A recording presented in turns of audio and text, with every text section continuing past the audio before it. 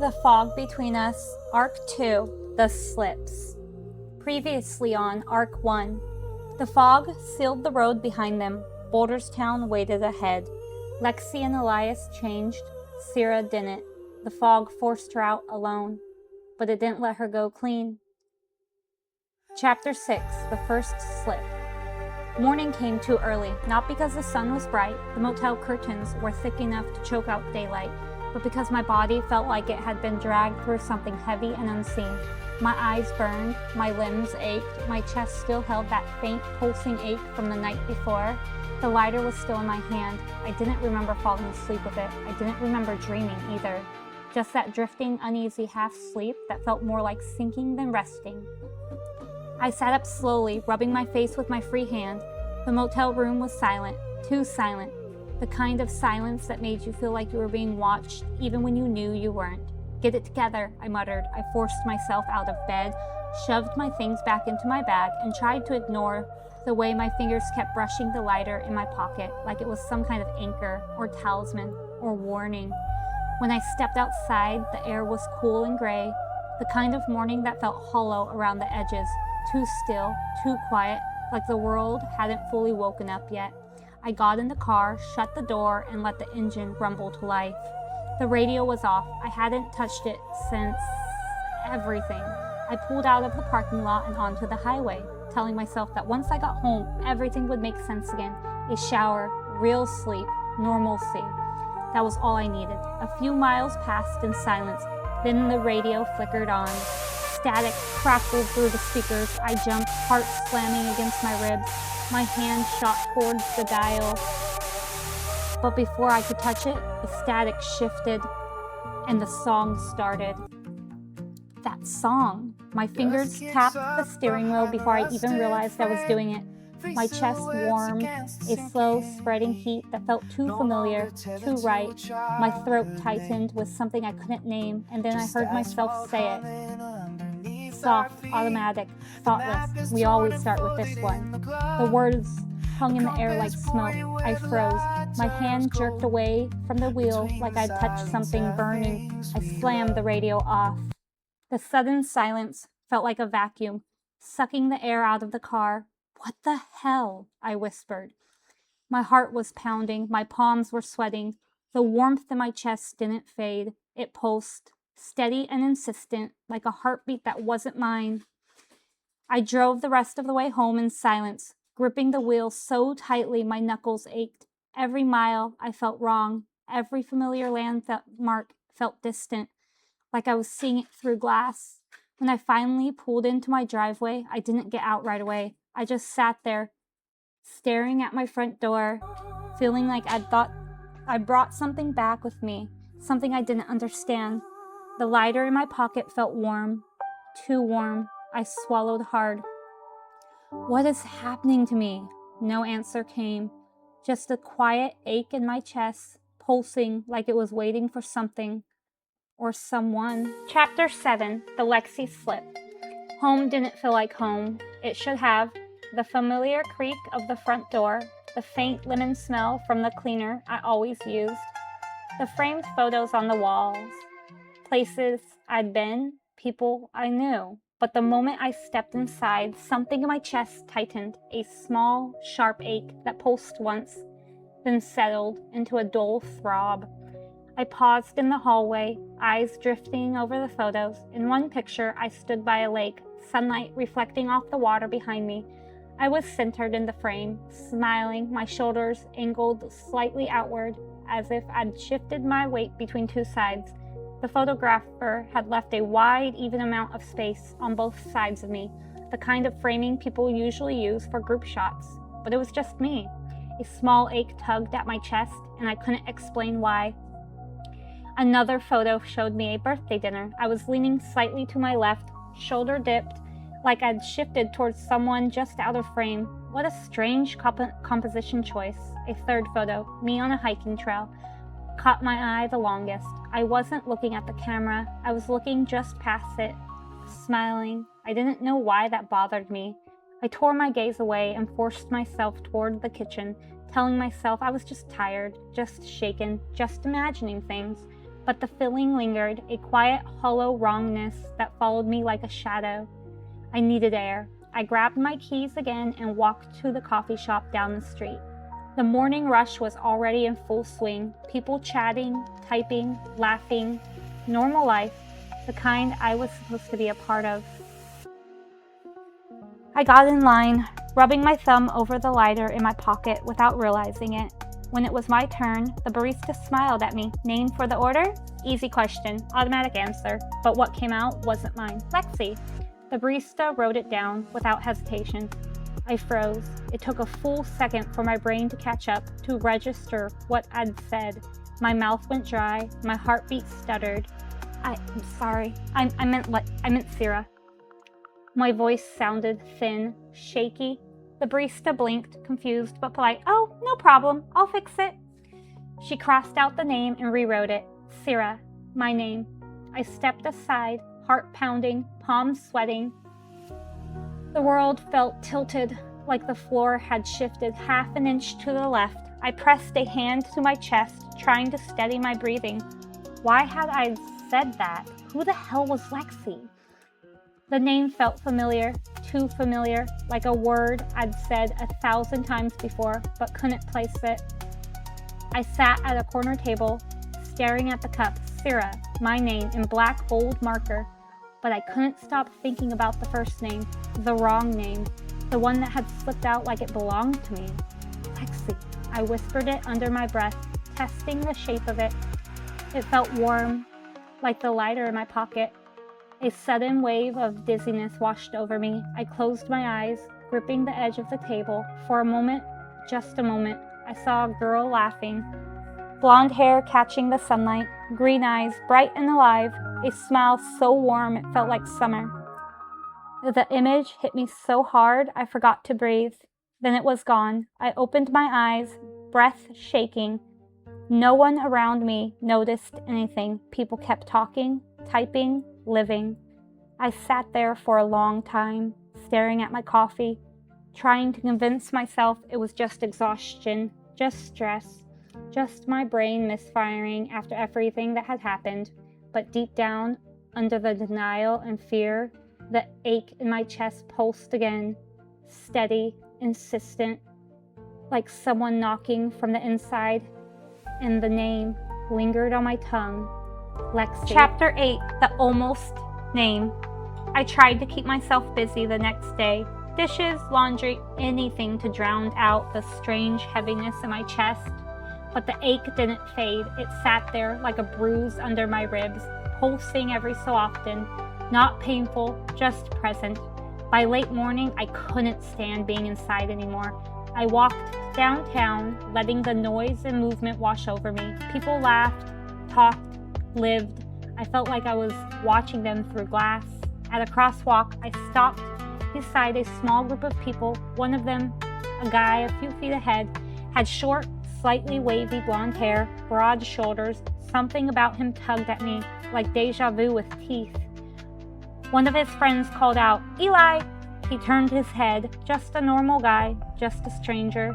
But the moment he glanced in my direction, not at me, just near me, something inside me cracked open. A face flashed in my mind. Not the stranger's, someone else's. Piercing blue eyes, sharp, urgent, full of something I couldn't name. The rest of the face was barely there, washed out and distant, like a photograph left in the sun too long. A faint outline, a blur of blonde hair, a shape more than a person. But those eyes, they hit me like a punch, like they were looking straight at me, like they were trying to reach me. And then a name rose in my mind, uninvited, heavy, too familiar for someone I didn't know. Elias. I didn't say it out loud. I didn't even breathe it. It just appeared, sharp and certain, like a reflex from a life I couldn't remember. The ache in my chest flared so violently I had to grab the metal pole beside me to stay upright. My vision blurred for a second, my heart hammered, and then, for the briefest moment, I felt something brushing against my arm. Light, quick, barely there. Like someone sitting close beside me in a cramped space. the soft, accidental graze of an arm against mine. The exact kind of touch that should have come from a real person, but no one was near me. I looked down at my arm, breath shaking, the phantom sensation already fading. The stranger, Eli, kept walking. His friends laughed. The world moved on, but I stood frozen, staring at the pavement, trying to steady my breathing as the name echoed in my skull. Elias, who was that? Why did hearing something close to it feel like being struck? Why did that faded face feel familiar enough to hurt? The crosswalk light turned green. People moved. I didn't. My hands shook. My chest felt too tight. My eyes stung for reasons I couldn't explain. I whispered, barely audible, "What is happening to me?" No answer came, just the ghost of a face I didn't know, and a name that didn't belong. Elias. Chapter 9. The Lighter. I didn't go home right away. I walked for a long time, trying to shake off the phantom touch on my arm. It had faded, but the memory of it clung to me like static. Every time I replayed the moment in my head, my chest tightened again. Elias. The name still echoed in my mind, heavy and unwelcome. By the time I finally got back to my apartment, the sun was starting to set. The hallway lights flickered as I walked past. They always did that. But tonight, the flicker made my skin crawl. I unlocked my door, stepped inside, and dropped my keys into the ceramic bowl by the entrance. The familiar clink should have grounded me. It didn't. I walked into the kitchen, set my bag down, and froze. The lighter, the one I'd left on the kitchen counter before going out, was now sitting on the coffee table in the living room. Right in the center, perfectly placed. I stared at it, my pulse thudding in my ears. I must have moved it earlier. I had to have. I was tired. I wasn't thinking straight. I'd been distracted all day. That had to be it. I stepped closer, slow without meaning to be. The lighter sat exactly where someone would put it if they wanted to be noticed. I picked it up. The metal was warm. I frowned. The apartment was cool. The windows were open. Nothing else I'd touched felt like this. Maybe sunlight hit it. Maybe the heater kicked on. Maybe I was imagining it. I set it back down, trying to ignore the unease creeping up my spine. A pulse of that same ache tightened in my chest. Not painful, just sharp enough to make me catch my breath. And for a split second, I felt that phantom brush against my arm again. Light, quick, barely there. I wrapped my arms around myself, shaking my head. "I'm exhausted," I whispered. "That's all this is." I turned off the lights, leaving the lighter where it sat on the table. I didn't want to think about it anymore. I didn't want to think about anything. I just needed sleep. I crawled into bed, pulling the blankets up to my chin. My body felt heavy, like I'd been carrying something all day without realizing it. As I closed my eyes, the ache in my chest pulsed one more time, soft, almost gentle, and then faded. I told myself I'd feel better in the morning. Chapter 10, The Pool of Nowhere. I woke up feeling wrong, not tired, not sick, just out of sync. Like my thoughts were moving faster than my body, like the world had shifted a fraction of an inch while I slept. I sat up slowly, rubbing my eyes. The room looked normal. Everything was where it should be. Nothing was out of place, but something inside me was. A faint ache pulsed in my chest, the same one from yesterday, soft, steady, like a reminder I couldn't quite place. I stood and walked into the living room. My eyes went straight to the lighter on the table. I didn't mean to look at it. I just did. For a moment, the ache eased. I frowned and picked it up. The metal was cool, but somehow it felt right, familiar in a way that made no sense. I turned it over in my hand, tracing the worn edges with my thumb. Why did this feel comforting? I set it down, made coffee, tried to start my morning, but everything felt slightly off. The colors in my apartment looked muted. The hum of the fridge felt too loud. The air felt too still. I kept catching myself glancing back at the lighter. At one point, I realized it was in my hand again, even though I didn't remember picking it up. I exhaled slowly. I'm just exhausted, I muttered. That's all. But the wrongness didn't fade. It followed me through the apartment, clinging to the edges of everything. A sense of deja vu without the memory, a feeling like I was forgetting something important. I needed air. I needed movement. I needed to get out of my head. A road trip. The thought came out of nowhere, but it settled into me like a puzzle piece clicking into place. I used to do that, didn't I? Drive when things felt too heavy, get out of town, clear my head. I couldn't remember when, or why, or with who, but the instinct was strong. I grabbed my bag, tossed in a few things, and without thinking, slipped the lighter into my pocket. It felt natural, automatic, right. I locked the door behind me and headed to my car. The morning air was cool, the sky pale and washed out. The ache in my chest eased with every step. I didn't have a destination. I didn't need one. I just needed to move. The highway stretched out in front of me, long and empty. The sky was a soft, uncertain gray, like it hadn't fully decided on a color yet. I didn't know where I was going, but for the first time in days, the world didn't feel quite as wrong. I reached into my pocket and felt the lighter there, solid and familiar. I didn't take it out. I didn't look at it. I just kept driving, letting the road pull me toward nowhere in particular, letting the wrongness fade behind me, letting the ache in my chest settle into something I didn't have a name for. I wasn't heading toward anything. I was just moving, and somehow that felt like the only thing that made sense.